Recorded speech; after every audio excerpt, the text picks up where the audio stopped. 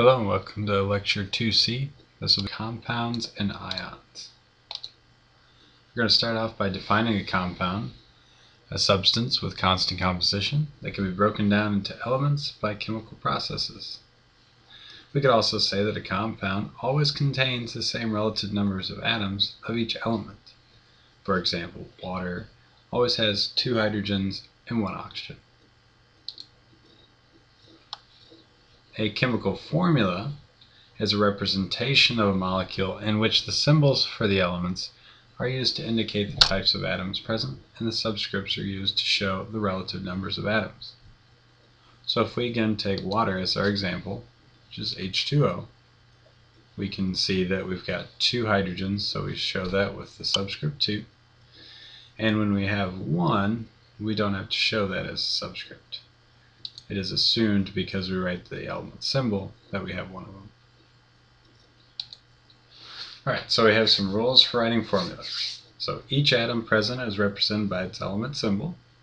For example, with water, hydrogen is present, so we need H, and oxygen is present, so we need O. The second thing is the number of each type of atom is indicated by a subscript written to the right of the element symbol. So with water, H2O, the 2 is written as a subscript. And when only 1 atom of the given type is present, subscript 1 is not written. So in water, we don't have to write a subscript 1 for oxygen because there's only 1 of them. So some more examples. We've got carbon dioxide, which is CO2. We've got dinitrogen monoxide into O. We've got C6H12O6, we've got a glucose molecule. We've got a hydrochloric acid, HCl. And we have sodium hydroxide, which is NaOH. Next thing we have are diatomic molecules. These are molecules composed of 2 atoms, and there's 7 diatomic molecules that we need to know. We've got them hydrogen, nitrogen, oxygen, fluorine, chlorine, bromine, and iodine. So just a quick overview of that, how we write the element symbols for each of those. It would be H2, N2, O2, F2, Cl2, Br2, I2.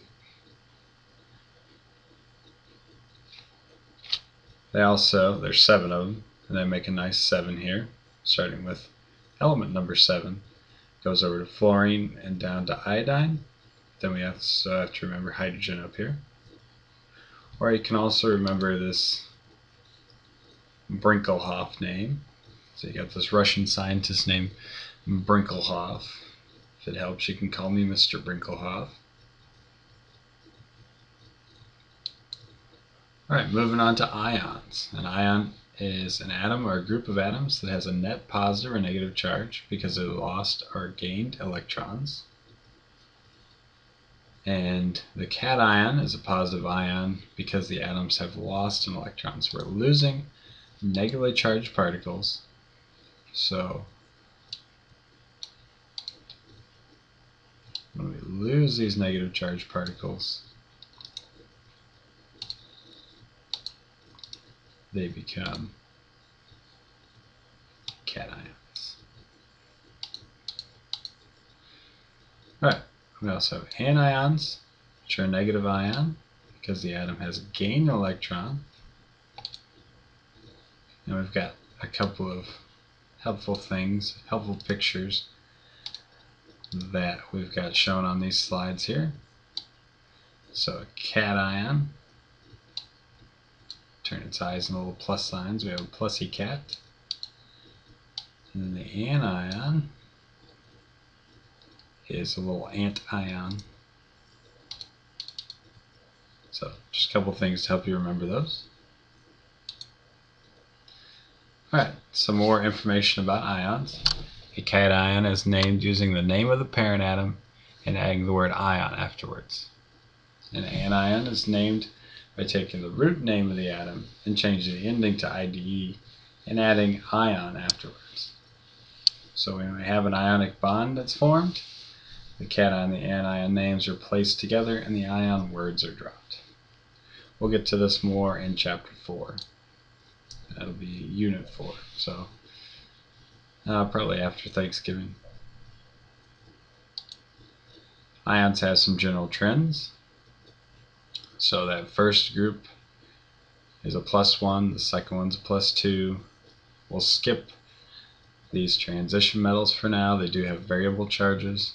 Going over here goes +3, where carbon's at, ±4, and -3, -2, -1, and 0. This will be a good trend to remember. Alright, compounds that contain ions. We have ionic compounds, which is a compound that results when a metal reacts with a nonmetal to form cations and anions. So some important points: there must be both positive ions, or cations, and negative ions, or anions, that are present. And the number of cations and anions must be such that the net charge ends up being 0. So we'll look at some examples of those.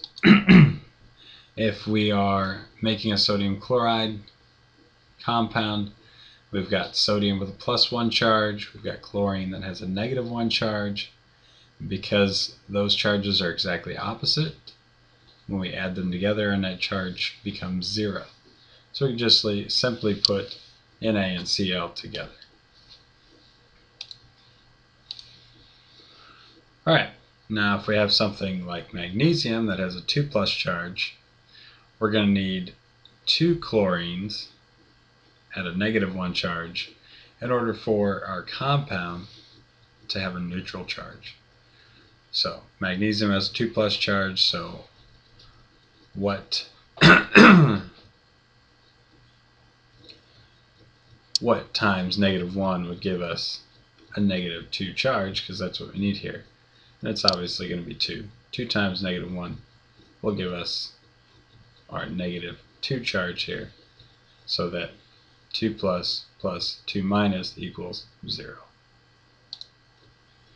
Alright, let's try with one that's a little more involved.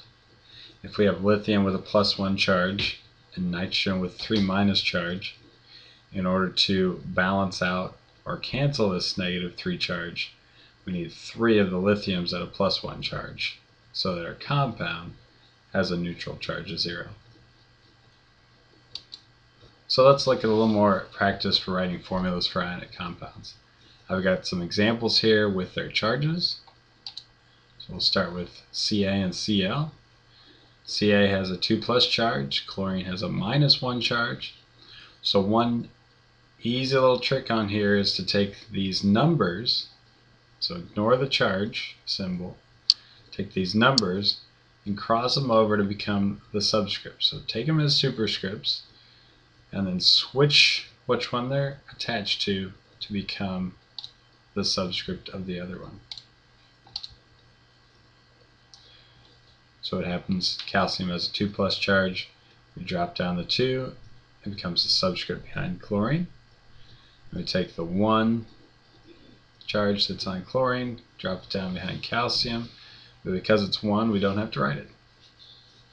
So we end up with CaCl2 as our formula. Alright, another way to look at this is calcium has a 2+ charge, chlorine has a -1 charge. So how many chlorines would we need at a -1 charge to balance out with this 2+ charge? We'd obviously need 2 of those. That'll give us that neutral or 0 charge, or what our subscript will be, how many chlorines we end up with. Alright, so let's look at the second example. Sodium with a +1 charge and sulfur with a 2- charge. If we cross those over, what we get is 2 sodiums and 1 sulfur. Then finally looking at calcium with 2+ charge and phosphorus with 3- charge. Cross those numbers over, we end up with calcium, or Ca3P2. So notice we just crossed those charges, well actually cross the number that's attached to the charges to become the subscripts.